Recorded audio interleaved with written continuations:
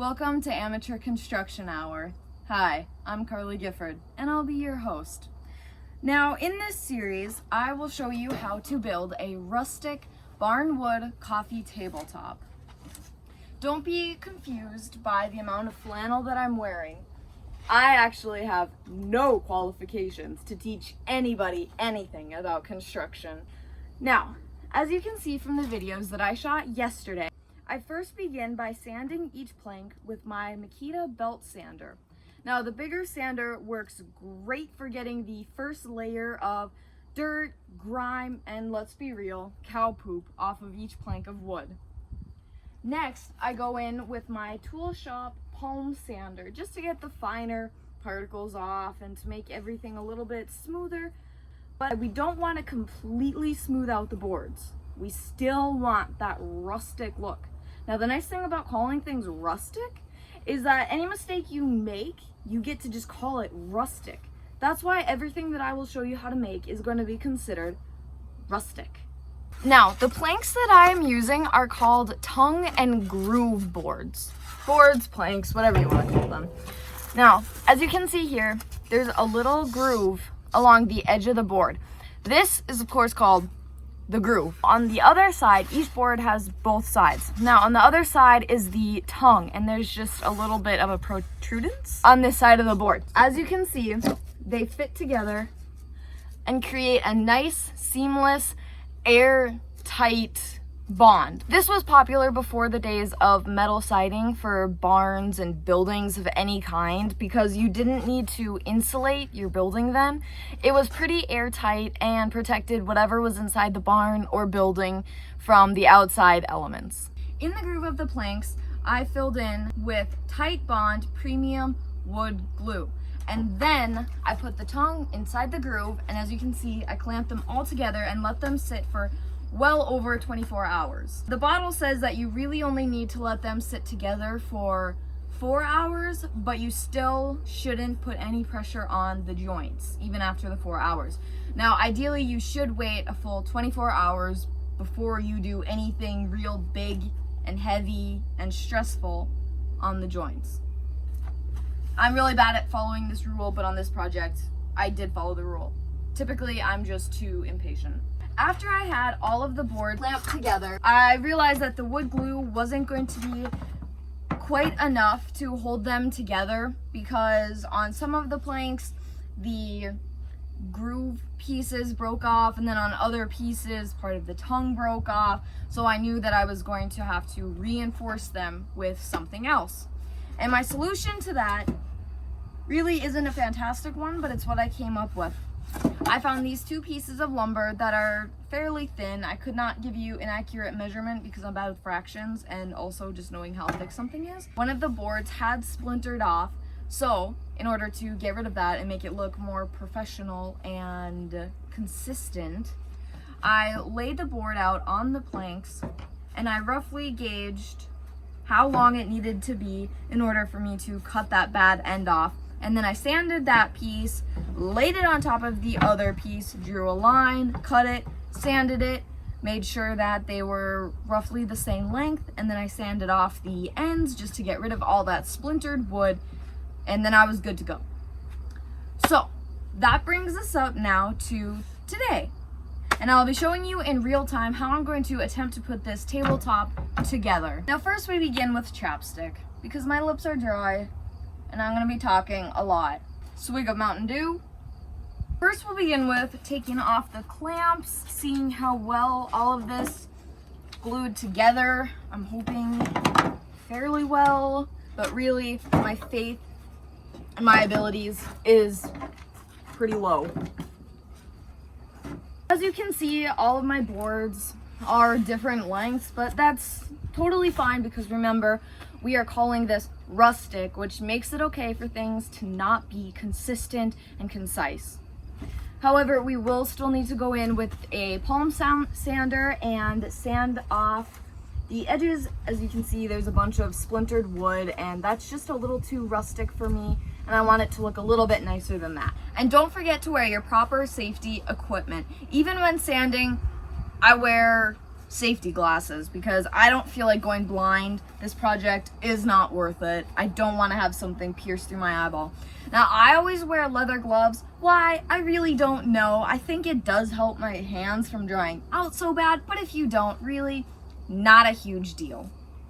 Now, to sand off the edges of the board, I will be using my Tool Shop Palm Sander. You don't need fancy, expensive equipment to do projects like this. Anything that you have will work perfectly fine. And before using any power tools, make sure that you read and understand their user manuals. And we are just going to, again, like I said, sand off the splintered wood on the edges of the boards.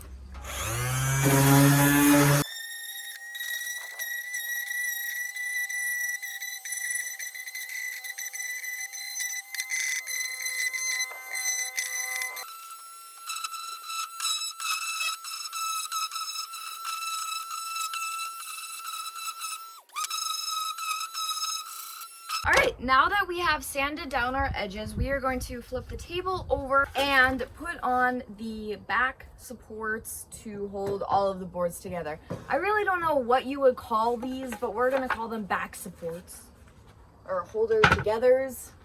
I don't know. And we do need to be careful because they are not put together or held together very great. Okay.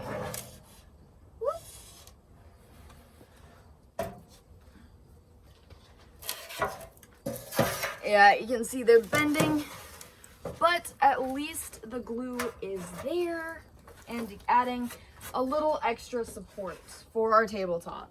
All right, now we will line these up roughly where we want them. I'm going to put it in the middle of the first and last board.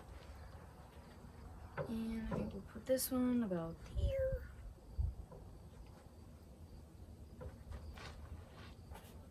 That looks about right. And why can we make things not consistent? That's right, because we are calling it rustic. And now what we're gonna do is put on our safety glasses and pre-drill where we want to put the screws through. I used to not pre-drill because it took up too much time and I'm a very impatient person. But that causes the wood to split and crack, and you don't want that. It'll just make you mad. Trust me, been there, yelled at it before, don't want to do it again. So because of that, we are going to be pre-drilling. I will be using my cordless Makita power drill to pre-drill the holes where I'll be putting the screws at. There. Don't forget to wear your safety glasses. You don't know what's gonna come up at you. Well, there's already a hole here. I think we'll just do that.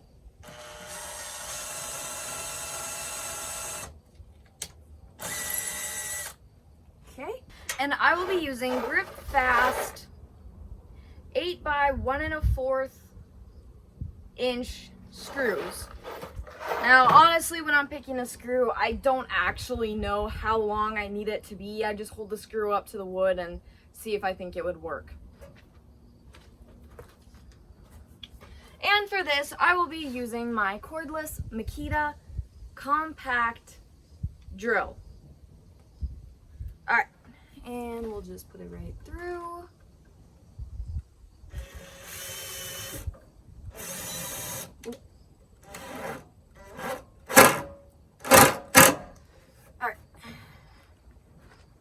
Perfect. All right, and we're going to go through and pre-drill the rest of the screw holes.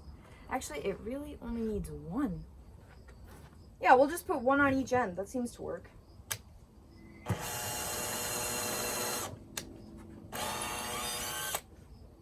All right, another screw.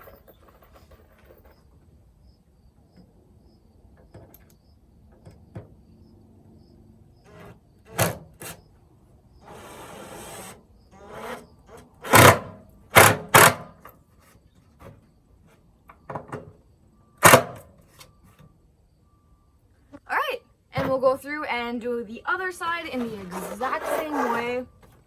The nice thing about using used wood is sometimes there's already holes from the nails that were in it originally.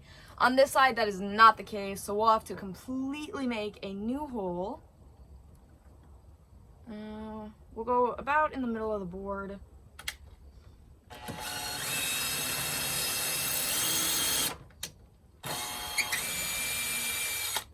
Right, and now we'll grab another screw.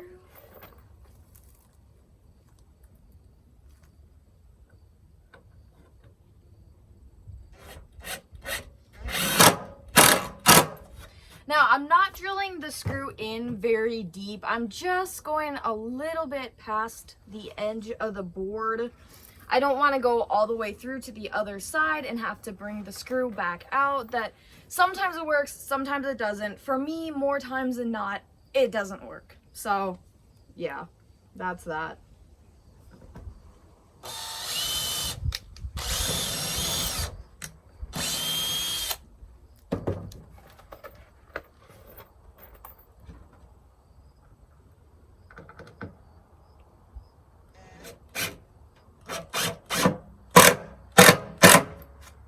And be careful to try not to strip your screw. That will also cause a lot of headaches that you really just don't want to be dealing with.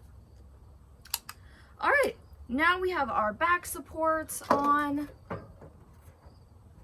I actually might even add one in the middle just to make sure that everything's held together.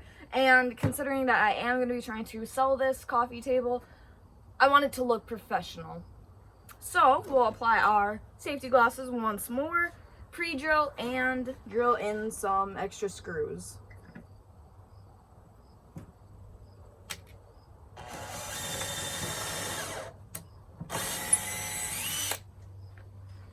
And now that the board is all screwed in place, I can go through and pre-drill both sides and don't have to worry about the board moving and disaligning the pre-drilled screw hole.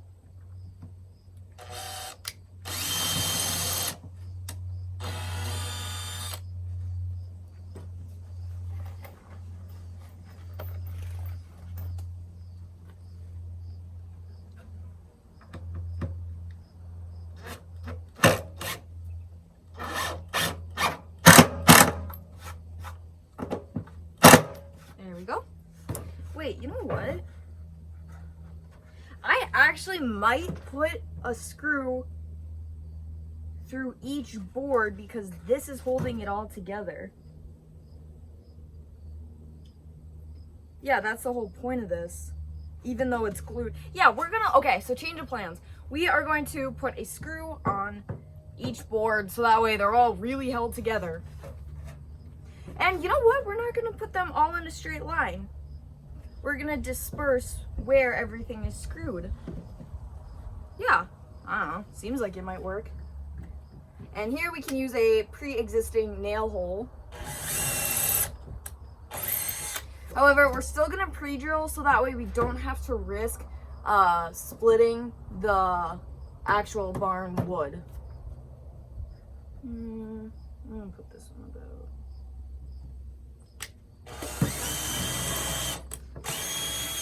And I don't know if it's actually a good idea to move around where the screws are at on the board instead of doing them right down the middle in a straight line. I just made that up because I liked it. So there's that.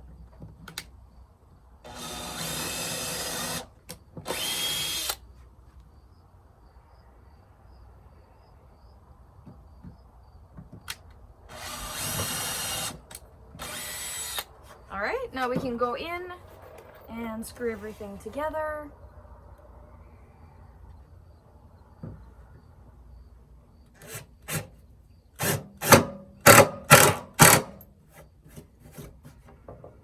Okay, awesome.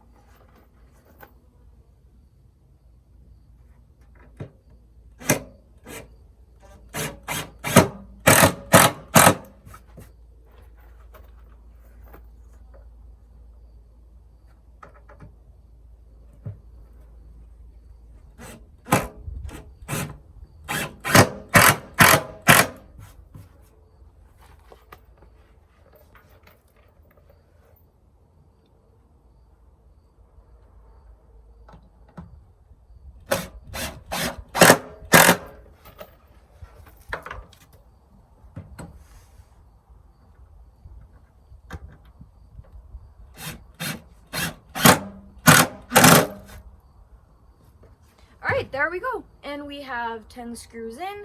They should all be held together really well now, hopefully.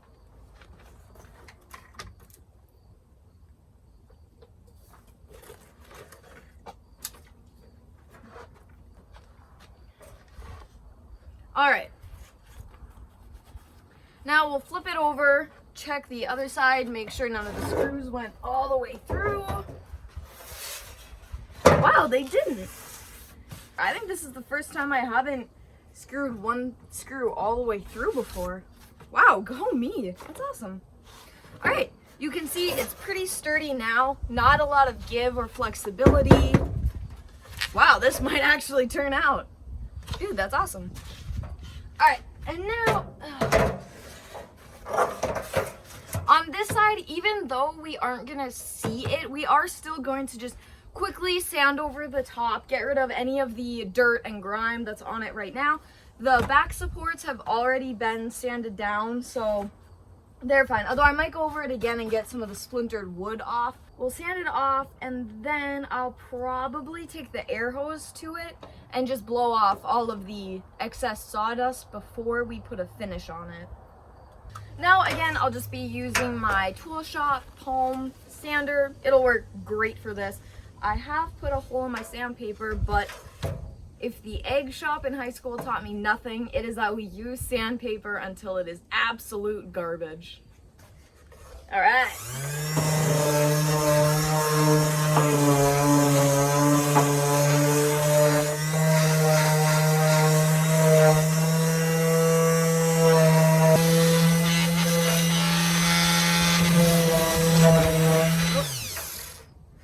All right, the sandpaper is garbage. Time for a new sheet. I need a garbage over here, actually.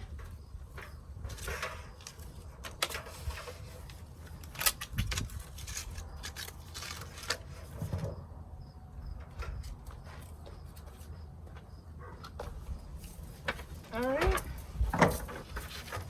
We're gonna try to accurately cut this sandpaper, although I never do a good job of it. All right, good enough, hopefully. All right, now we have new sandpaper. We can get rolling again.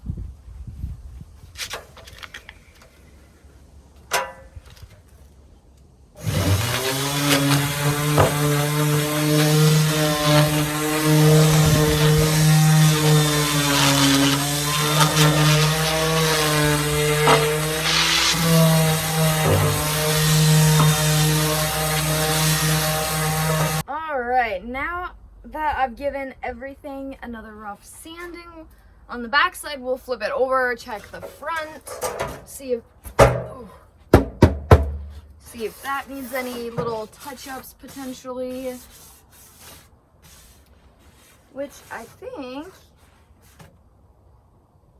it all looks pretty good. All right, now I'm going to take this and take the air hose it off, and I will be right back.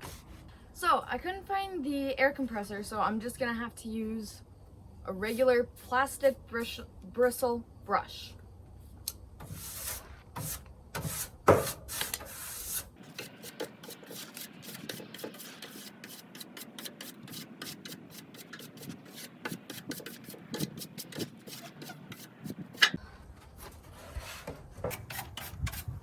This isn't doing as great of a job as the air compressor would have, but I think someone is actually using that right now.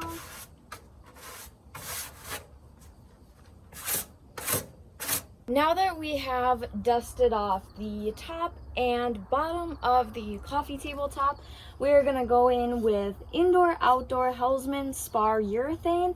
This will help protect from sunlight, rain, and moisture, as well as temperature changes. And I'm just using a cheap disposable chip brush, extremely cheap. You can get them at pretty much any hardware store. Now this stuff is going to just soak it up because it is completely untreated wood and it's very, very dried out. So we are really gonna lather it on there. I'm not gonna lie, this is not exactly what I thought it was, but we had it and I didn't have to spend any money, so this is what we're gonna use, I guess. This is gonna take a lot of coats because it's extremely dry wood. Now the bad thing about these brushes is that they do lose bristles pretty easily, so be aware of that and be ready to pick a lot out of your project. Be sure to get it in every crook and cranny that you see, especially when working with old wood like this. This will help protect it and sort of stop the aging process just slightly. I don't know how true that is. I might have just made that up. For a first coat, that was definitely overkill. Now we just have to wait for this to dry, and then I will go in with about 100 grit sandpaper, lightly sand off the top and give it another coat. And sanding between coats will give it a nice even finish, hopefully. However, if you want to see that, you will have to tune in to the next episode of Amateur Construction Hour. Thank you for watching, and I've been your host, Carly Gifford. We'll see you next time. Oh my gosh, thank goodness I can take this off now.